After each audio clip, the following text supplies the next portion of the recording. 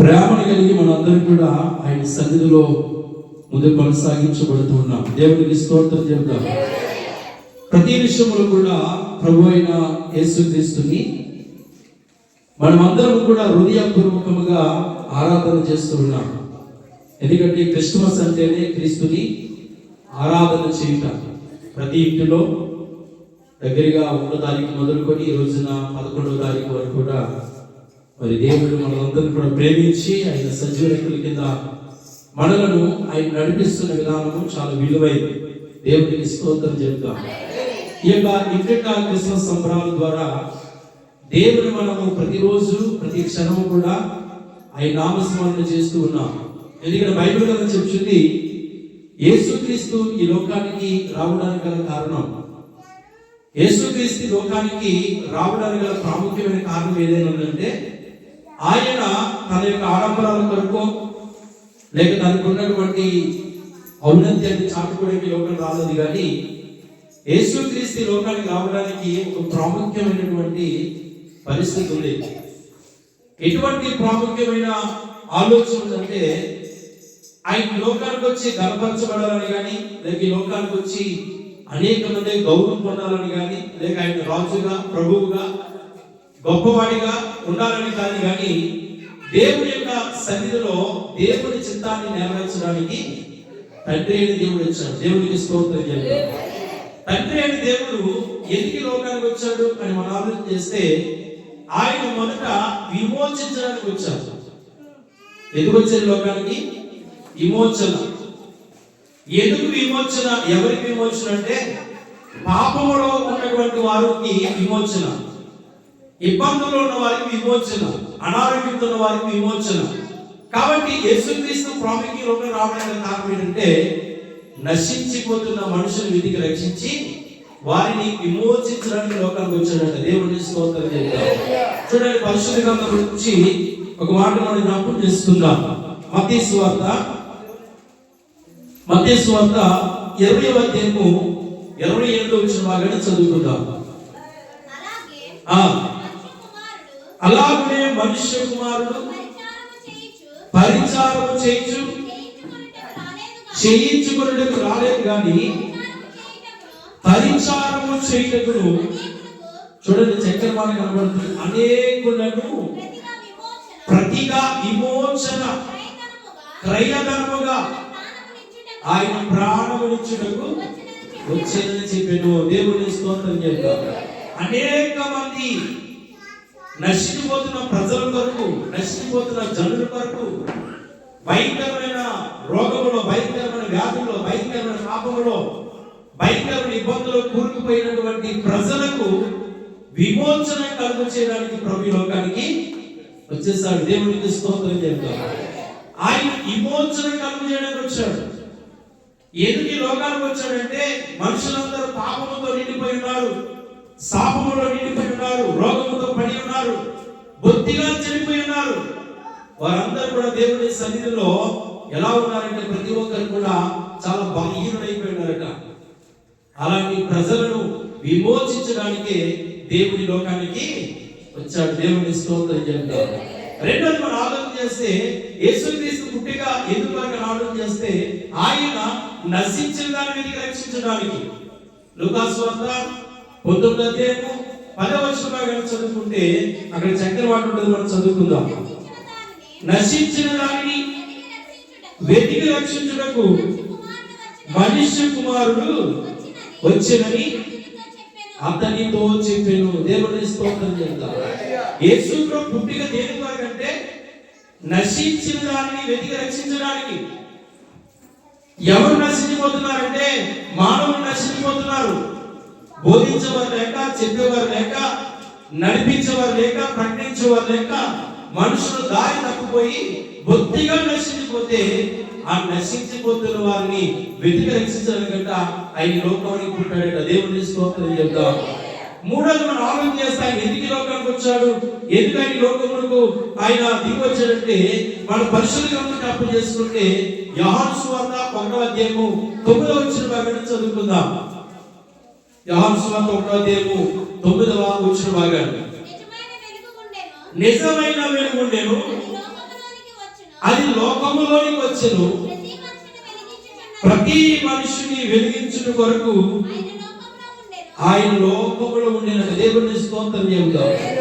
చీకటి బ్రతుకులను వెలిగించడానికి దేవుడు వచ్చే లోకాలు, వెలుగు లేని బ్రతుకులో వెలుగు నింపడానికి. ఎటువంటి వెలుగు లేదు. చాలా మంది జీవితంలో కష్టాలు, బాధలు, ఇబ్బందులు, సమస్యలు, భయంకరమైన వ్యాధులు, భయంకరమైన రోగాలు కదండి.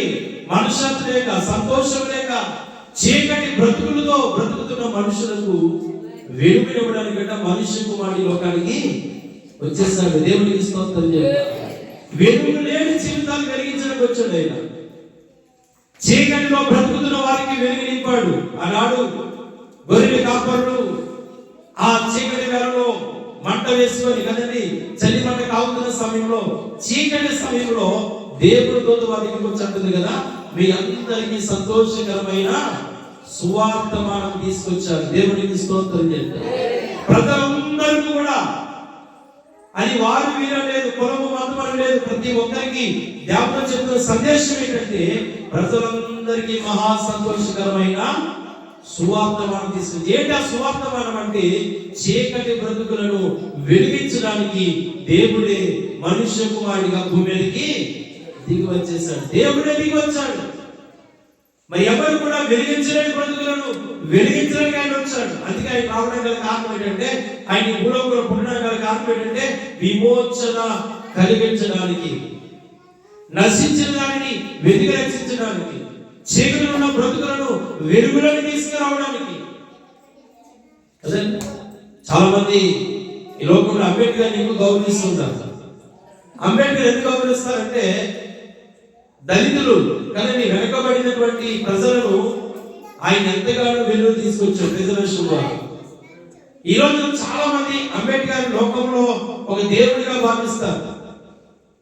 కానీ యేసుక్రీస్తు ప్రభువు దేవుడు మానవుడిగా దిగి వచ్చి నాశనం అయిపోతున్న బ్రతుకులను, బలహీనుడైపోతున్న బ్రతుకులను కదండి, పాపంలో కూలిపోతున్న బ్రతుకులను, శ్రమలో నిండిపోయిన బ్రతుకులను వెలుగులోకి తీసుకురావడానికి యేసు ప్రభువు ఈ లోకానికి వచ్చాడట. దేవుని స్తోత్రం చెప్తాం.